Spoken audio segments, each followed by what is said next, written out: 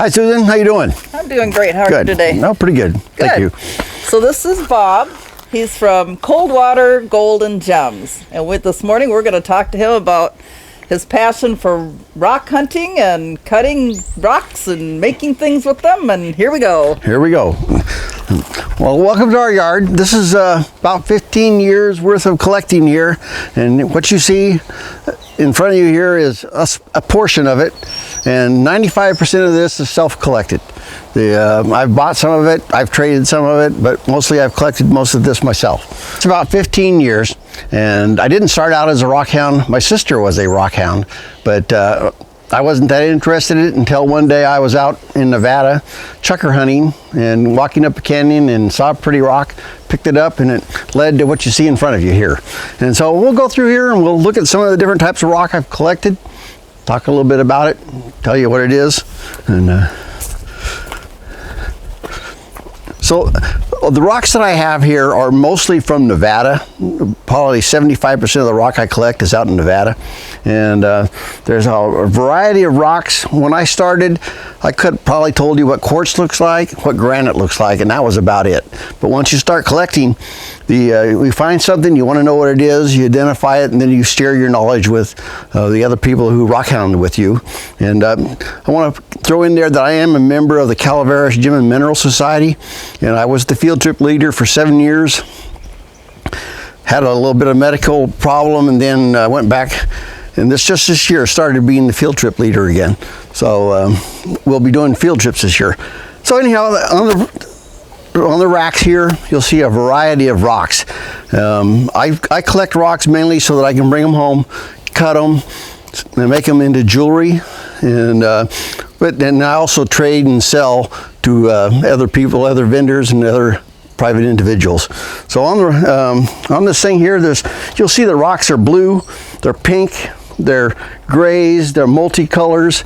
There's a lot of variety. There's a lot of petrified wood in the process here.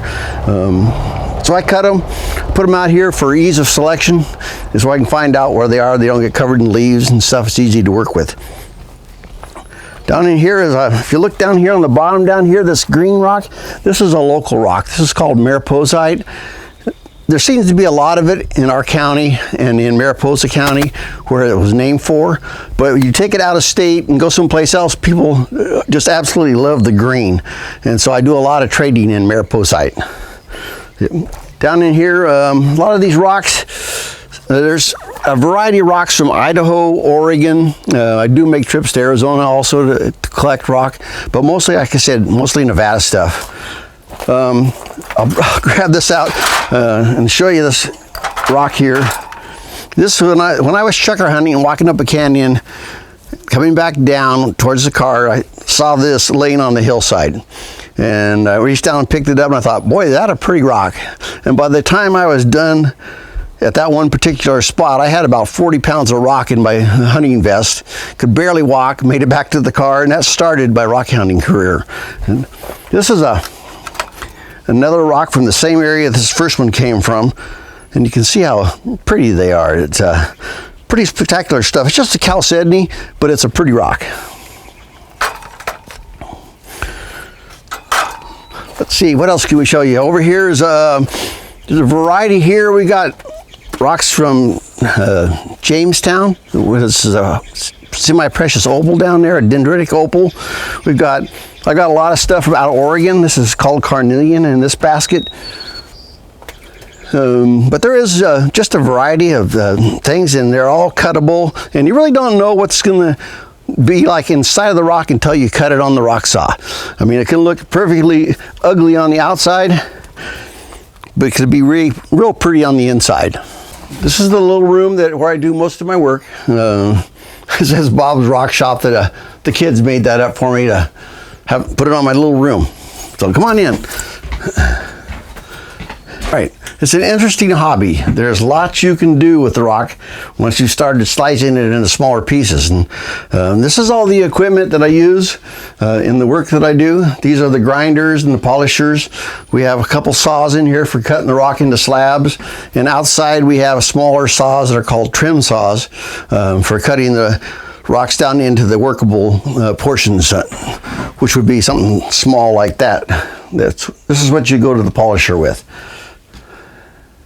There is lots and lots of different facets to this. I mean, you can do silver smithing, you can do wire wrapping, which is what I do. So there's lots of different things you can do with the things that you collect. If you look around here, this is a pile of slabs that have come off the saw that have not been, I have to wash them first and have to clean them, and then I'll cut them into cabochon shapes and make jewelry out of them, or sell them to people. If you can walk over here and look at this is probably about 10 years worth of work. This is all the preforms and stuff I've already made and different types of rock that I work with. The Calaveras Gem and Mineral Society has a show once a year in March, and I have a booth there where I sell materials and stuff. So you'll see these bags here are all different types of slabs of individual rocks that have been cut into sellable sizes.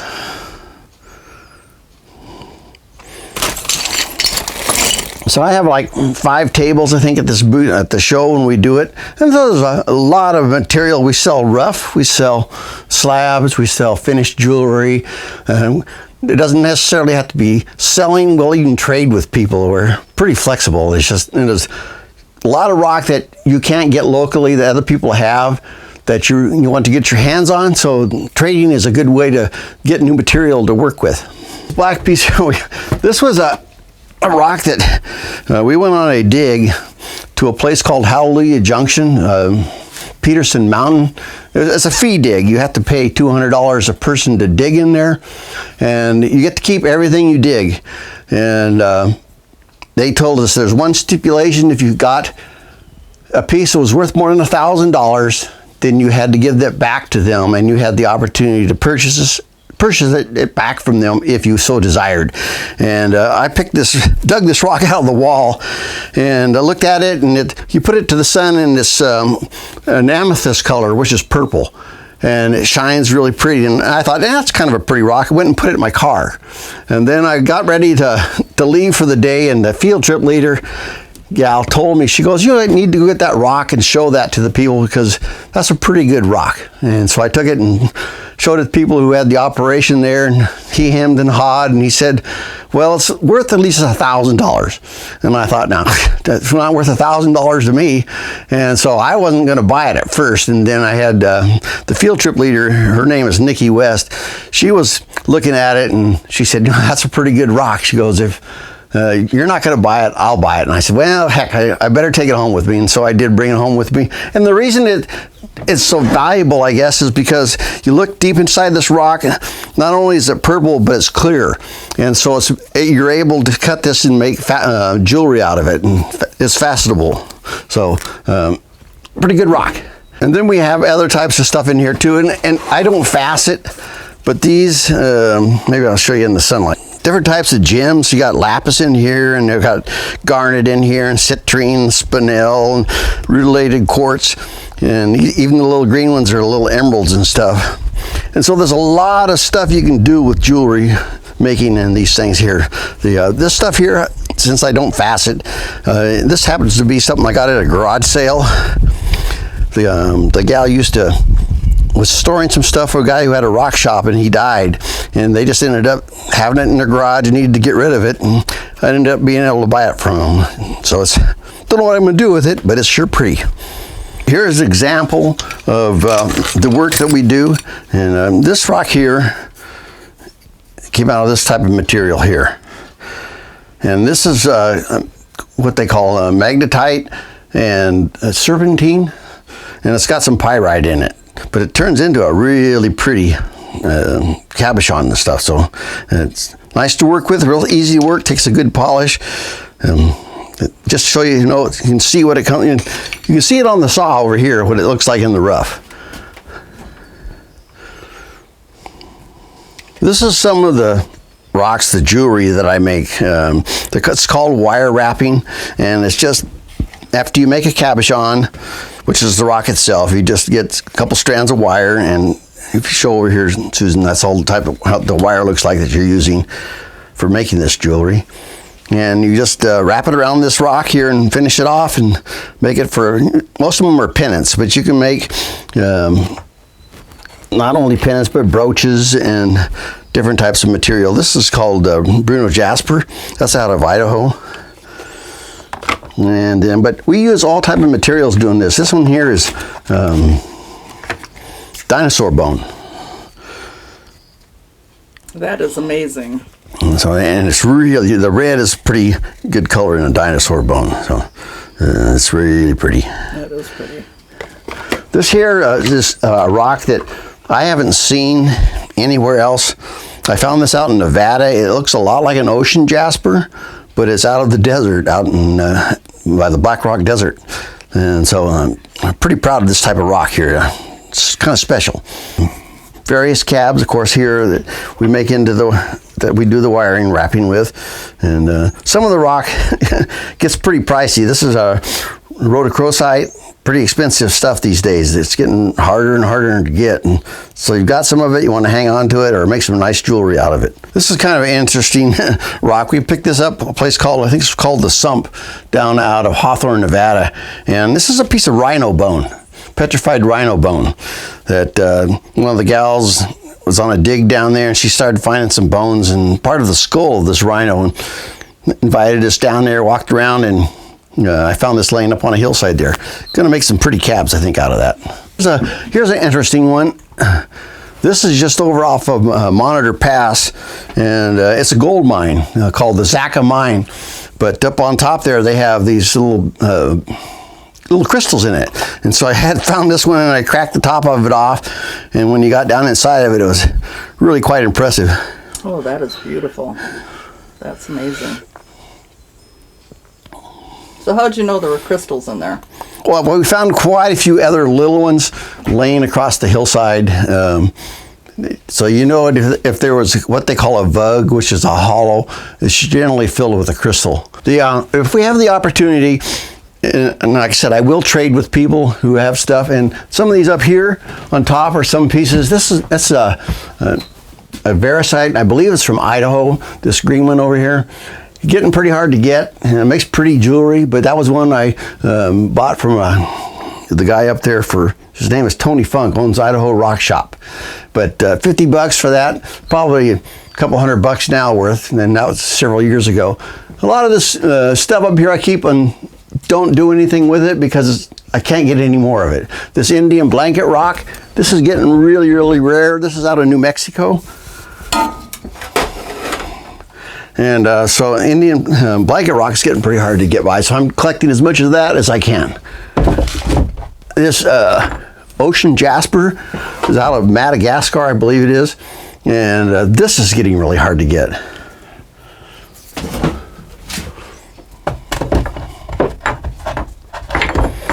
And then there's some rock that's pretty common, but it's pretty. And I only bought this because it was so dang pretty. Oh,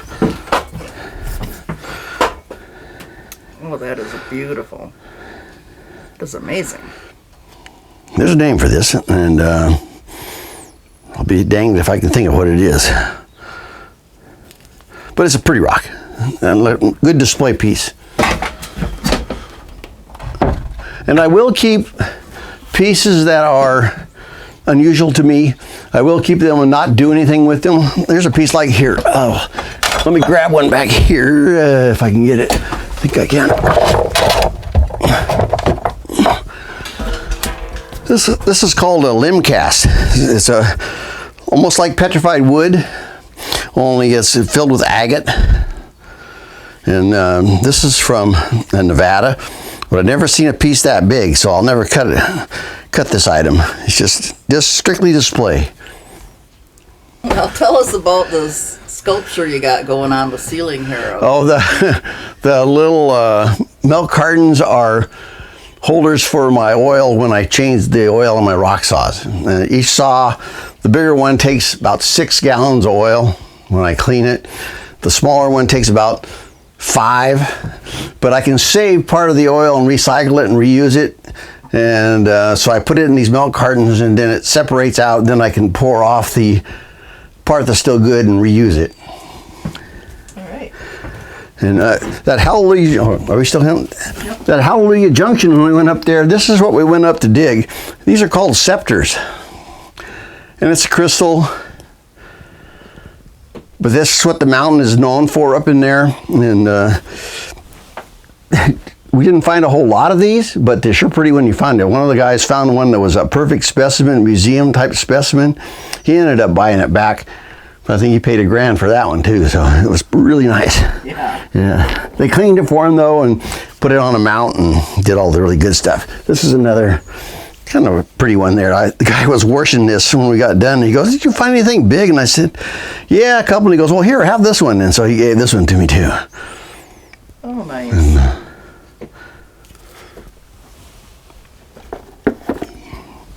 he's got a price on this of $265. I have no clue why or what it is. And there's several of these pieces, and I don't know if it's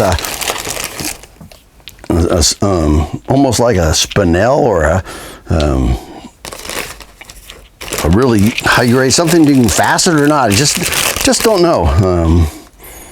But this guy who had the rock shop, he collected these and kept them for some reason. So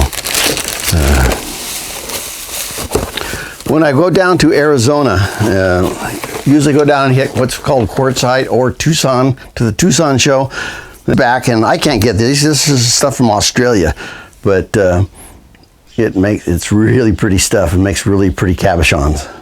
That is beautiful. And, this is called a boulder opal, if I didn't say that, but that's what this is. And, okay. So, I've got something we dug out in Nevada, which I thought was really pretty. And this is called a Varicite. This is exactly what a turquoise is, except it has a little bit more iron in it. At least that's what I've been told. And but it makes fabulous jewelry. That is amazing. So turn one over so we see the unpolished side next to the polished side. There you go. Or I can go like that and show you this. Yeah. This stuff runs in veins as a rule through this type of rock. The host rock is fairly soft, the gray. The turquoise, the Varicite, is a little bit harder, but it sure takes a pretty polish. It sure does. And, what else have I got in my bag of goodies in here that I'm so proud of?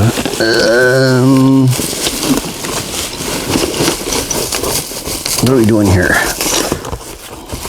Oh, I got to tell you the story of these guys.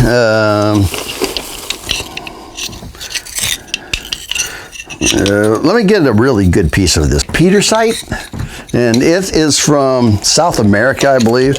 And I went down to Quartzite, and they had this stuff for sale. And I asked the guy, where is my piece at?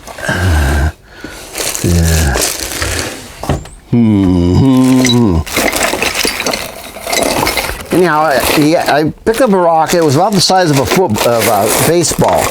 So I bought that rock. It was about the size of a baseball, you can see here. And the guy, I told him, I said, I'll pay the $300 you wanted for this one rock. I said, but you need to mark it for me so I can cut it the correct way. And so he marked it for me. I brought it home, sliced it up, and made my money back about 4 times over on this rock when I got done. And this is kind of what it looks like when you get it all wet. And this is what it looked like when it's polished. And this is called Petersite. And you'll look on here and you'll see the little circles I draw on. These are the cabochon shapes that I'm going to try to cut out of these rocks. And this is that one. And when I'm going to cut these, I kind of look for what's going to be a agreeable pattern that somebody might like in a piece of the jewelry. And I spray it so you kind of get the idea what it looks like when it's been polished. And some of the rock looks ho-hum, not real pretty, but you spray it, and then it really brings out the color of what it looks like when it's polished. Beautiful. Let's see what else we have in here that's kind of, this is a rock called Graveyard Point Agate out of Idaho. And this is a rock that my cousin up in Oregon found up on the Rogue River, a little place called Glide. He was just hiking the hillside and started pulling this type of rock out. It turned out really pretty. It is beautiful. And then here is a type of rock. This is called Willow Jasper or Agate, and they're really kind of pretty proud of this stuff. They sell it by the pound, and they don't give it away, even the scraps away. And the guy sells it one time a year down in Quartzsite, goes down there and stays like 2 months and makes enough to subsist the whole year off of what he made that time. He sells about $25 a pound for this stuff. So it's there's another type of that same Willow Creek Jasper. Beautiful. And lots of different color combinations. And he's got a pretty good thing going up there. What else we have in here?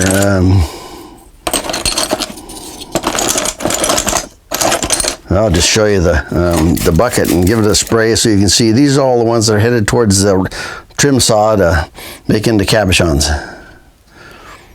Nice. Okay. Some of the rocks, I don't know what they are. Like this purple rock, I have no idea what it's called, but it's going to make a pretty cab. When you find this at the hot spring, it will look like a mud ball. You won't be able to see any of the intricate stuff that's going on inside of it. But you take it home and work it all over with a hose, and it just, all this, I don't know what they are, creations, or I don't know what you call them, but they're pretty hard, and it makes spectacular looking stuff. I hadn't seen anything like that before till the guy led us out to this spot. Here's another piece of that rock from out there at that. I showed you the type that we had the rough and the cabochon made out of. That's another piece from the same spot. A lot of variety, really pretty. This is stuff called Dead Camel Jasper. This is out from Lahontan Reservoir out there. A lot of variety, just a lot of going on in the rocks out there. This is the pile for the tumbling material that I run for our club and to sell. And then if you look over here in the barrel, this is kind of what it comes out like when it's done. Beautiful. So take us through the whole process. You go, you find the rock, take it from there. You go out into the desert, wander around until you find something that looks fairly interesting, and it could be most anything. You can look at all the rock we have, and it doesn't necessarily look that great. I mean, that doesn't really look all that terrific, but when you cut it, you'll see those patterns in the rock and stuff. It'll make a really pretty material. But anyhow, I'll haul this in from the desert, and then I'll take it home and I'll wash it. And then once I've washed it, I can figure out whether I think it's cuttable or not. And then if it's cuttable, I'll bring it in, put it on one of the rock saws, chop it into slabs. I'll take the slabs, then I'll look at the slabs and I'll mark where I think it might be a pretty cabochon. Then I'll come out to what's called a trim saw. And then we'll turn around here and I'll show you what the trim saws look like. They're a smaller saw, and